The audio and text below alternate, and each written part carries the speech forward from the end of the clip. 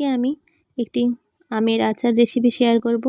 কাঁচা আমের আচার, এইটি আলাদা অন্যভাবে আমি বানিয়েছি। এর আগেও কাঁচা আমের রেসিপি আমার চ্যানেলে আমি আপলোড করেছি, তবে সেটি অন্যরকম পদ্ধতিতে আর এইটি অন্যরকম পদ্ধতিতে। এইটি কীভাবে বানাচ্ছি সেটা দেখে নিন।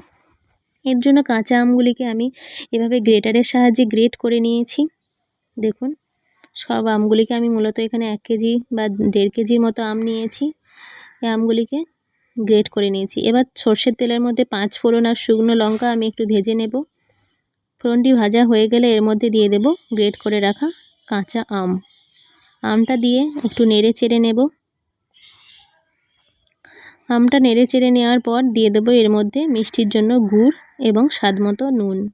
আপনারা গুড়ের পরিবর্তে চিনিও ব্যবহার করতে পারেন। গুড়টি দিয়ে বেশ ভালো করে মিশিয়ে নেব। এদিকে একটি পাত্রের মধ্যে নিয়ে নিচ্ছি আমি গোটা মৌরি, গোটা ধনে, গোটা জিরে, গোটা 5 ফোড়ন, এইটি নিয়েছি আমি রাঁধুনি, আর দিয়ে দেবো শুকনো লঙ্কা। এগুলিকে আমি শুকনো খোলায় ভেজে গুঁড়িয়ে নেব। এটি হলো আমার সিক্রেট মশলা। এবার দেখুন, আমটি আমার ভালো করে সেদ্ধ হয়ে গেছে।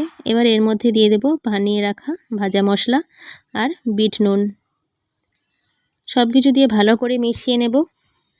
চাটনির কালারটা দেখুন কতটা গাঢ় হয়েছে। আপনারা অবশ্যই একবার এইভাবে আমের আচার বানিয়ে দেখবেন। আর আপনারা এরকম আচার বানিয়েছেন কিনা অবশ্যই জানাবেন। আমার আজকের ভিডিও কেমন লাগলো অবশ্যই জানাবেন কিন্তু কমেন্টে। আমার ভিডিও যদি ভালো লাগে অবশ্যই লাইক করে সাবস্ক্রাইব করবেন, আর ফেসবুক থেকে দেখলে অবশ্যই ফলো করে দেবেন।